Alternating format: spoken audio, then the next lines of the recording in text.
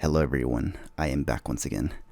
Now today I'm going to cover another Contra game, and it's going to be none other than the long-awaited Contra 4. Now I say this in the sense that I was actually intending on actually covering this game much sooner, but I haven't had time, so obviously it's gonna come down to specifically now. But before we get into anything right now, let's quickly check out this opening sequence for Contra 4. Now as you can see, it says that it's been 2 years since Contra 3 The Alien Wars, and everything seemed to be going smoothly until suddenly Black Viper showed up and destroyed everyone. And for some reason he kind of looks like the villain from the opening sequence of Contra 3. It says that peace became a distant memory and previous efforts were quickly forgotten, which is kind of a shame because that means that basically everything that I did for Contra 3 The Alien Wars was basically for naught, which is insane. It says right here that the strange readings have been marked over at the island where the first Contra took place, which is kind of insane too, because why would they actually go there after getting their asses whooped there? I don't know. Maybe the aliens are stubborn or something. They're probably like, we can't believe we lost to the Earthlings this way. We must retaliate or something. So once again, Bill Reiser, Lance Bean, the names of the titular characters, or not titular characters, but you know, like the characters for the main characters for this game are dispatched once again so that we can save the world and all that good stuff. But anyways, so Contra 4, what can I say? This is a game that was released in 2007 as a way to celebrate the 20th anniversary for the Contra series, which is not bad. In fact, this game actually does an incredibly good job at doing that, honestly, by giving us not only references to the previous games, but also giving us additional content to look over, to even celebrate it. You see, it even says right here in the bonus content, celebrate Contra's 20th anniversary, which is not bad. Like, this game actually has quite its own personality, which is interesting, because I feel like a lot of games just simply have formats to follow, and then you just simply play the game. But this one just seems like it was made with a lot of love, which is nice to see, honestly. Before I get into the game itself, like, you know, to start playing it and all that, something worth noting is that if you get a brand new copy of Contra 4 and you're actually playing it for the first time, and it's a game that's not played whatsoever, you're not going to see the challenge mode and probably the bonus content just yet, actually. I think you unlock this by actually completing the arcade mode, I think. You can also unlock additional content by doing challenges in the challenge mode, which will unlock more bonus content as well as playable characters. Now, I don't know if I've said this before. Maybe I have, maybe I haven't. I don't really remember. But let it be known that Contra 4 is actually currently my favorite Contra game of all time. And one of the biggest reasons, aside from the fact that this game just does a good job at delivering everything that it has to offer, for me, the real game changer was the fact that, unlike the previous 3 Contra games, where you only play as Bill Reiser or Lance Bean, depending on whether or not you're playing 2 players or not. I actually don't know if there's any way to play Lance Bean in 1-player mode. Maybe there's a button combination that allows you to do that, but as far as I'm aware, I don't think that it's ever been possible. So basically, Bill Reiser's the only character you play as in the first 3 Contra games if you're a loner. Which, yeah, cannot be said for this game. Because this game is actually, at least for me, it was the first game that I was exposed to that actually allows multiple characters in the Contra series. I know it's technically not the first game. Apparently, Contra Force, a non-canon game, has that prestigious honor of being the first Contra game to actually feature multiple characters. The first official one was actually Contra Hardcore, so yeah, it's not surprising to see multiple characters in the Contra series, but this was the first one for me, you know. Now, when you start the game for the first time ever, you actually start with Bill Reiser, Lance Bean, Mad Dog, and Scorpion. Apparently, Mad Dog and Scorpion are supposed to be the Americanized versions of Bill Reiser and Lance Bean in the first 2 Contra games, which is kind of weird, because then what's the idea of bringing them back here just to merge them all together here? I never thought that made any sense. But then again, it's been said that the timeline for this franchise has been kind of all over the place lately, so honestly, go figure. But for the sake of this video, I'm actually going to play, obviously, as the classic Bill Reiser. And like I said before, you can actually play as more characters besides these 4. You actually unlock them through the challenge mode, but I'll actually get into that probably either in the hard mode or in the normal mode, one of the two. Because yeah, another thing worth noting is that, like Contra 3, this game also has its own difficulty settings in easy, normal, and hard mode. One more thing before I get into the gameplay itself is that, unlike the previous 3 Contra games, this one's actually the first one that gives you like a modern design, basically. It's not like, it no longer has the classic arcade style of opening title screen that you get where it just says 1 player, 2 players, start game, you know. This one actually has a more modernized font that has tabs for you to select, and amongst them is the arcade mode, which does kind of follow the format a little bit by having single player and multiplayer. And then once you select whichever, then you get the difficulty settings and then you start the game. That's kind of how it is. So yeah, like I said before, we're going to start things off with easy mode because it has been a while since I last played Contra 4. I did play it like a day or two ago just to kind of get the hang of it, but it felt pretty rough, so I'm not sure how I'm going to do right now that I'm going to be commentating over it. So here we go. Hopefully I don't mess up. As you can see, the first level is going to be the jungle, kind of like in the first game, but don't get it twisted. It's not going to be the exact same design of the first level, or of the first game, I meant to say. It's actually going to be designed differently for the sake of, you know, giving it a fresh feel and all that stuff.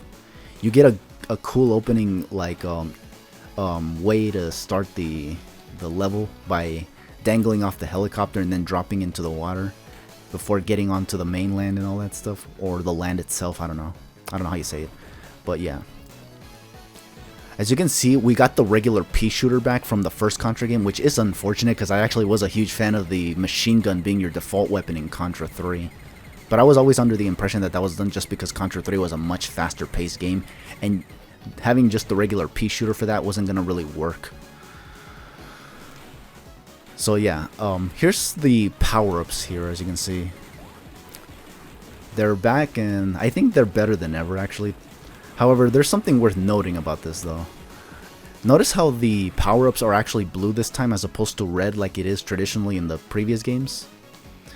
Well, they actually implemented this feature that's basically like an upgrading system, where if you grab the same weapon twice, it becomes a more powerful version of itself, which is kind of neat, because the maximum potential for these weapons is actually pretty good. As you can see, the spread shot is here. And unlike in Contra 3, where it freaking only shoots like this, like in a limited manner, no, in Contra 4, you can go freaking ham with it. Of course, you do have to mash. You can no longer hold it like, well, you could hold it, but this is how it shoots if you hold it. It doesn't do that whole like it does in Contra 3 or even in Contras 1 and 2. Actually, in Contras 1 and 2, it was basically like this, no? It was basically where you had to mash. I think the mashing here is a little bit more tighter, though, than in the first 2 Contra games. But it's still pretty much... It's better than Contra 3's spread shot, that's for sure. Now, the fire power-up. This game actually does the fire power-up justice, because even though it's no longer the flamethrower from Contra 3, not that it was ever any good anyways, because the flamethrower, well, it's cool that it was a flamethrower, but it had very short range, so therefore I didn't get to hit a lot of enemies very well from far away. And not to mention, the power wasn't even as great as the Crusher weapon, so, you know, it was just kind of like a liability in my opinion. And in the first 2 Contra games, the first Contra game only had this move like doing like loop-de-loops when you fire them, and they were slow on top of that, and you had a limited amount. Then Super C, it was basically this, but you can only shoot 2 of them at a time, which was pretty lame. However, Contra 4, what it does is it replaces the flamethrower, obviously, from Contra 3, and then replaces it with the ability to mash all you want with this flamethrower, or with this fireball shooter, which is basically designed after Super C, but unlike in Super C, you can actually shoot as many as you want, and the range is maximized, which is excellent. This is the game that actually does these weapons justice. Now, using this is not even a bad option anymore, but, you know, I like to just hold the shooting button and just, you know, fire away. So therefore I just use either the machine gun or the laser, which I'll get into in a bit right now. But yeah. So because I'm playing in easy mode, This game already upgrades the weapons for you, like to its maximum potential. If you play on normal or hard mode, you're gonna be required to actually collect the weapons in the order that they come in order to upgrade them, obviously. And this actually does come with a funny trade-off that you're gonna see in a bit once we get to the end of this mode.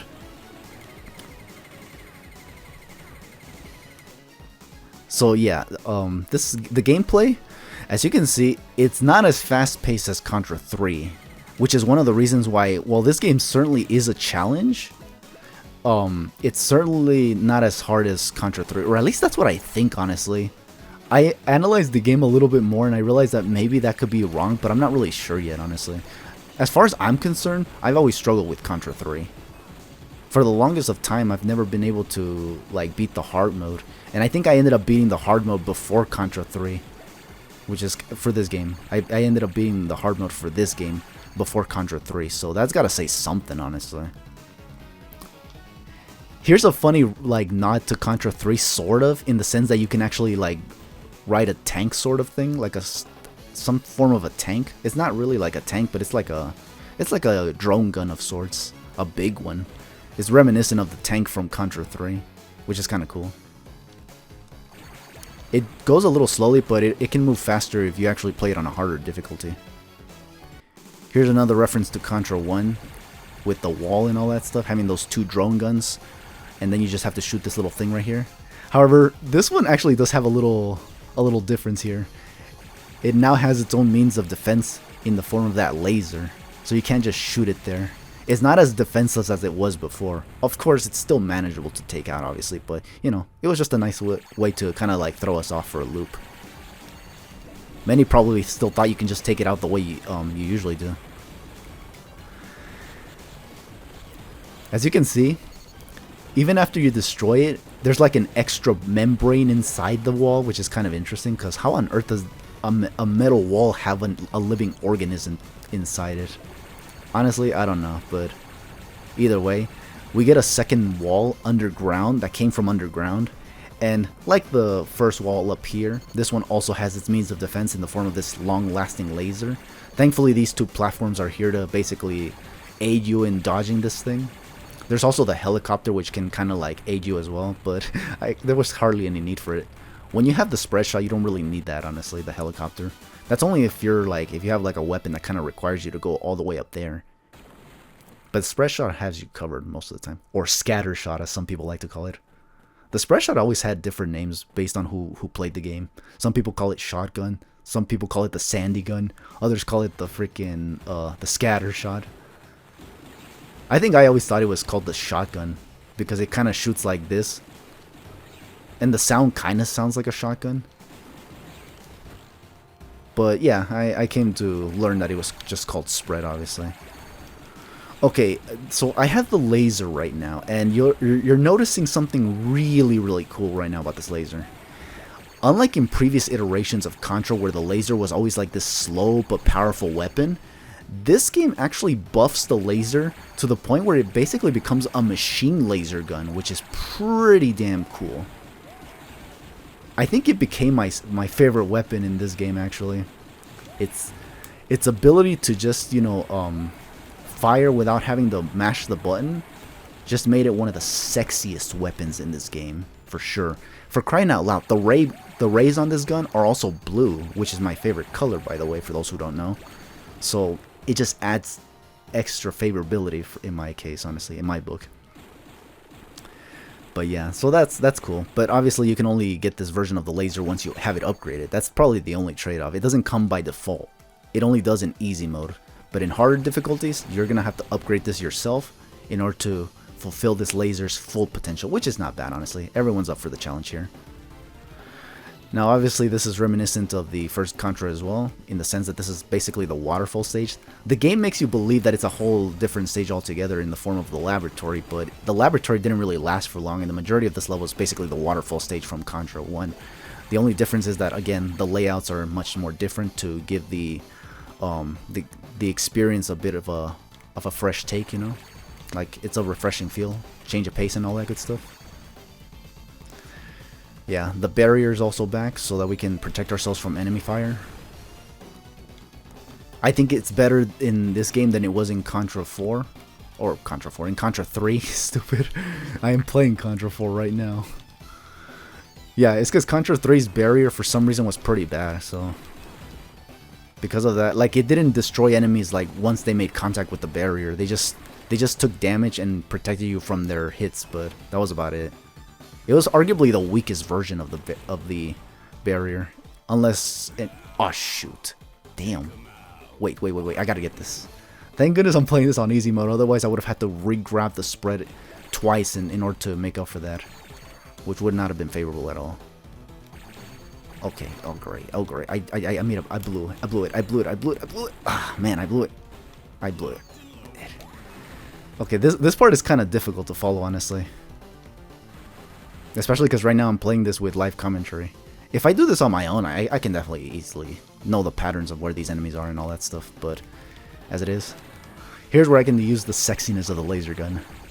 Or should I say the laser machine gun, because that's kind of what this is. I'm not even mashing here, I'm just holding the A button, or the shooting button. And the rest does the rest of the dirty work for me. Remember when I said that the fireball thingy actually has some viability? It's specifically for these enemies that are like metallic or something, so they take a lot more damage. Basically, this weapon, while it may not defeat certain enemies as fast, it certainly does others. Which means that you can definitely use this flamethrower or fireball weapon in literally any setting and it wouldn't be bad. Although personally for me, I like to be more consistent, so I actually stick to a certain amount of weapons. I think for this game I always like using the laser and the spread, with the occasional crusher weapon. Which is kind of funny because I think in Contra 3 it was basically vice versa, where I prefer using the crusher weapon more than the laser. The laser's like the secondary weapon, and then right behind the laser comes the spread shot. So it's kind of funny how some of these weapons were just mixed in terms of favorability on my end. But yeah, also this boss was kind of similar in design to the one from the waterfall level in Contra 1. But, it was a lot more I think it's harder in this game than it was in the last one, obviously. This is going to be the game's version of the base level. The music in this game is actually really, really good. And this base level does not disappoint. One of the things that always got me into the Contra series was not only the ability to, shoot. Because I think shooting games is basically one of my favorite genres in the game, I think. The classic ones anyway, because, I'm not really too crazy about Modern Warfare or Call of Duty or even Fortnite or anything like that, honestly. All these modern titles that don't really seem like they have any story behind it or lore. They're just like running gun shooters or something. They don't play like these games is what I'm trying to say. But yeah, like, it's the music basically that I like in the Contra series as well. Besides just the gameplay. The gameplay was one thing for sure, but the music is another thing, and Contra 4 does not disappoint in the music department. Usually when people remix video games and try to use like the old mixes of the classic games, sometimes they usually fall flat on their feet, but this one does the game justice, honestly. I'm gonna collect my spread shot here because I really, really want this weapon.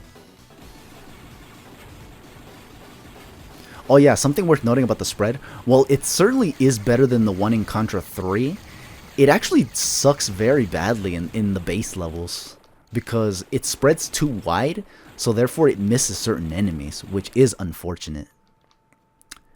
It's also kind of bad for this boss too here, which is basically the freaking heads from the second base level in Contra 1. And not to mention it gets easily taken care of thanks to the buffed laser. That's really, really cool, because I think otherwise it would be kind of the same. It would be the same in terms of difficulty from the first Contra game, if I were to use, say, the spread shot. So now here's where we actually get into some new territory. We're going to be playing in the harbor level, which I don't think existed in the first Contra game whatsoever. You have these guys hidden underwater, kind of reminiscent of the level 5 enemies. Gotta remember where these enemies are. Also, unlike the first Contra, you can still do the whole like monkey barring thing, which is pretty cool. Again, new level designs, and the music, still pretty good. Never has it been disappointing whatsoever. In fact, the music for Contra 4 is so good that I actually went out of my way to actually buy the soundtrack CD for it. So I currently have that at my disposition, which is very nice. It's because, you know me, I'm a guy who's very music driven. If the music sounds good in a video game, I'm going to be super invested. It's also what helps me drive like momentum in my gameplay, so that I actually play as good as possible. Here are these like robotic looking enemies, which actually kind of reminds me of the European version of the Contra games, actually. Because yeah, I don't think I've ever mentioned this in any of my Contra videos, but apparently the Europeans had a counterpart to our version of the Contra games in the form of Probotector, which basically replaces the human characters with robots. Because apparently back in the day they had like things against, they had some like, I don't know, they had some policy against humans wielding guns or something, or maybe they didn't like the guys being shirtless or something, I don't know. But they replaced the guys with robots and became called Probotector. So yeah, that's kind of what those robot enemies look like. They look like Probotectors. Oh yeah, remember the freaking Birdman from Super C and Contra 3?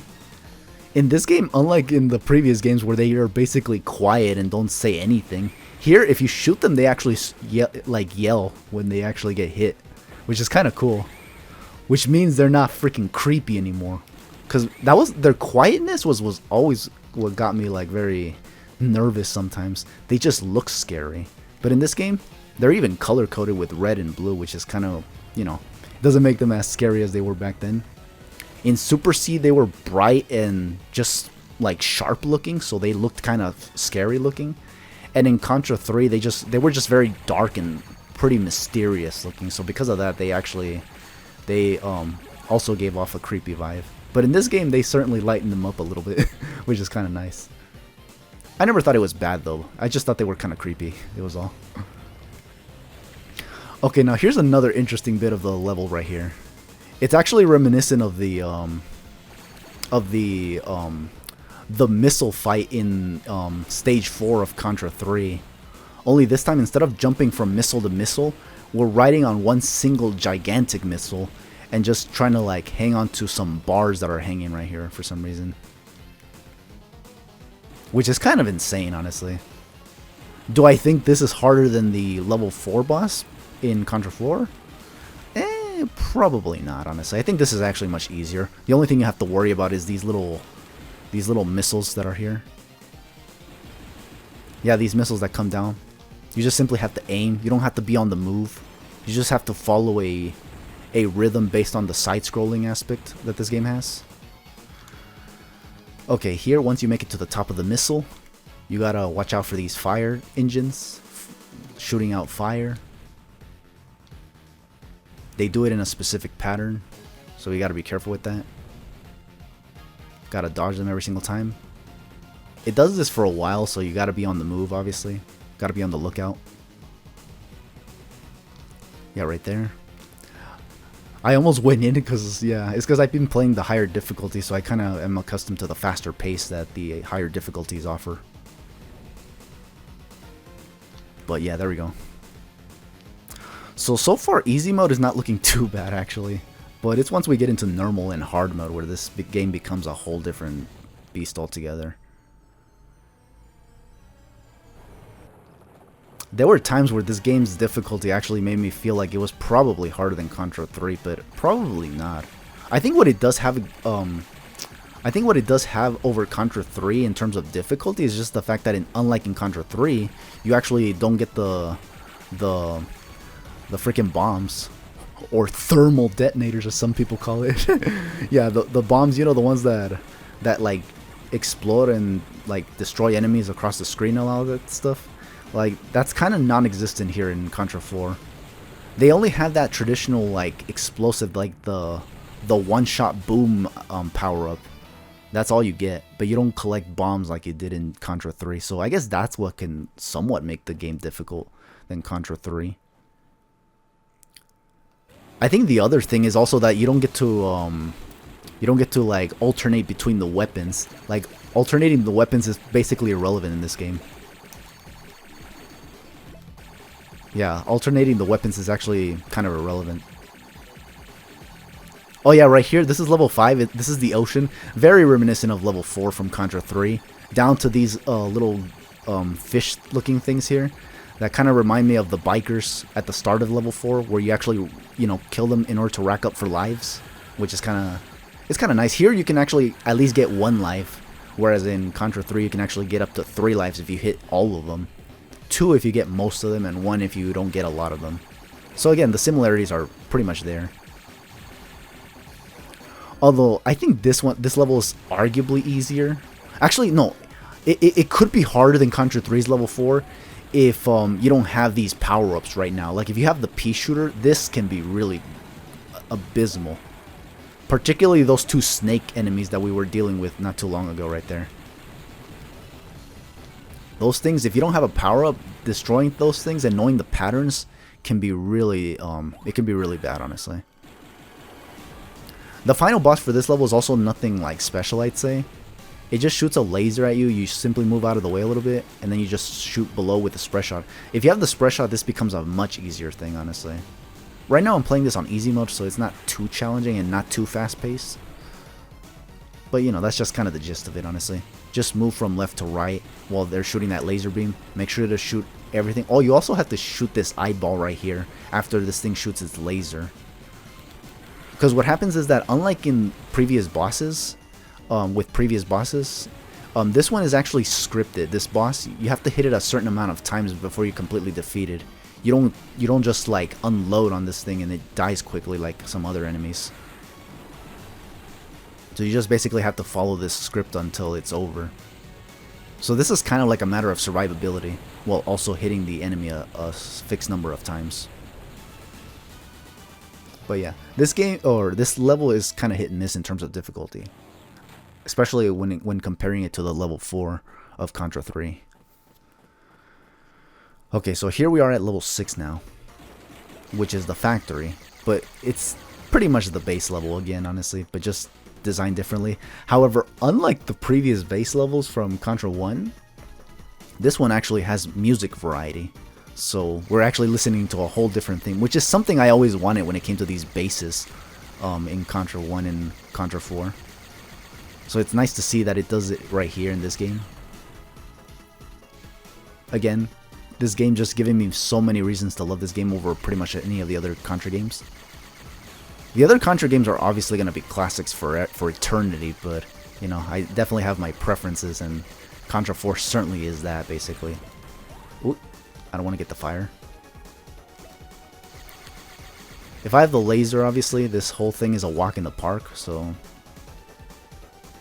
But if you don't have the laser, or at least the spread, this could be a bit challenging, honestly. Especially with a pea shooter. Or a lower version of your weapon, like if you have the stage 1 level of your weapon. If you have the stage 2, in other words, the maximum potential of your weapon, then it could be just as easy, obviously. There we go.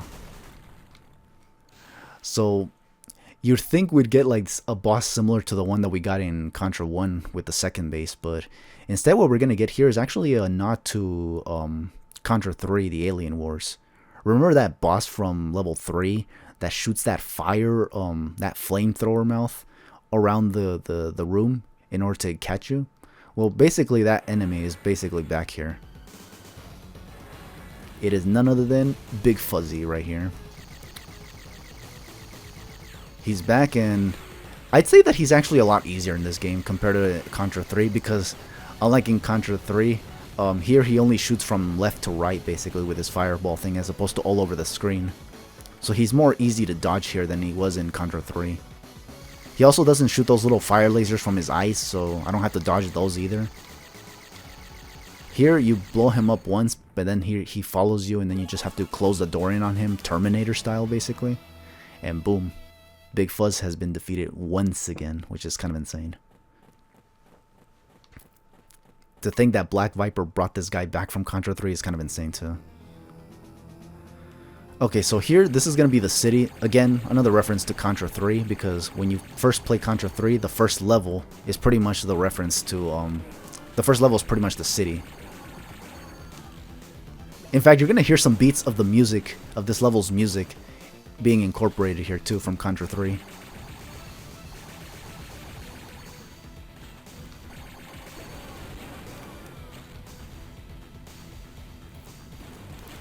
Do I like this level more than the Contra 3 city?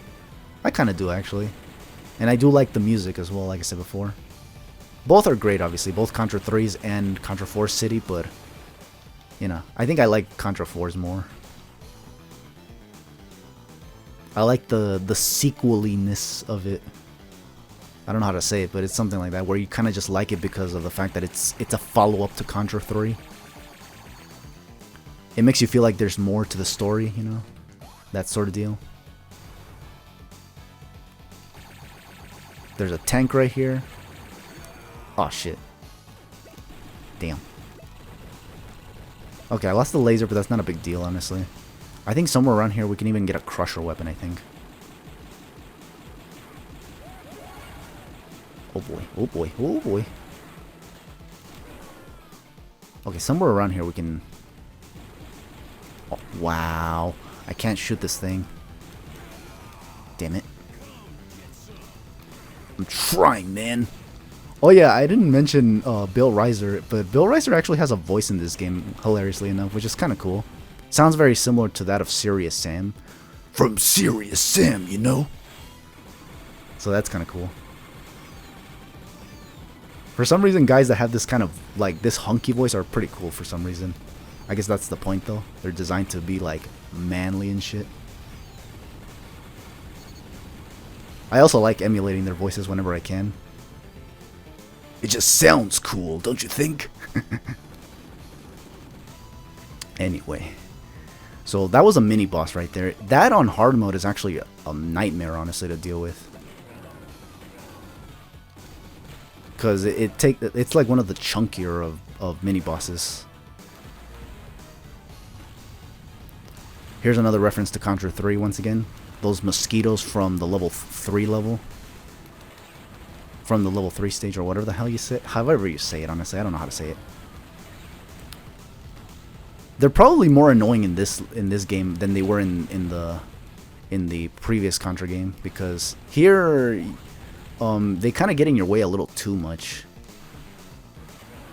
And in hard mode, they're a lot more relentless, I'd say. In Contra 3, you just simply like shoot them a little bit and then get them off your back, and then boom, you just go back to your usual shtick. But here they get in your way too much, honestly. I would know.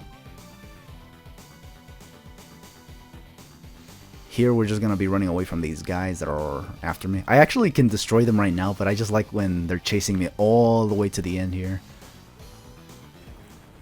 Now this looks like a place where that whole lava sequence from Contra 1's or Contra 3's level 1's would happen, basically. But you know, instead what we're gonna get is just this boss that looks like a freaking centipede or something. Looks like an insect of sorts, but it's clearly an alien of sorts. Gotta watch out with these bikers. The bikers here are actually references to the level 4 stage, actually. You know, at level 4 where you start and those bikers fly, the ones that you have to shoot to rack up lives. Yeah, the ones that shoot and then the ones that throw the bombs. That's kind of what these bikers are, basically. They're a reference to that once again. Oh yeah, here it is. You'll never see the ending on easy. Try playing on a higher difficulty for a real Contra experience.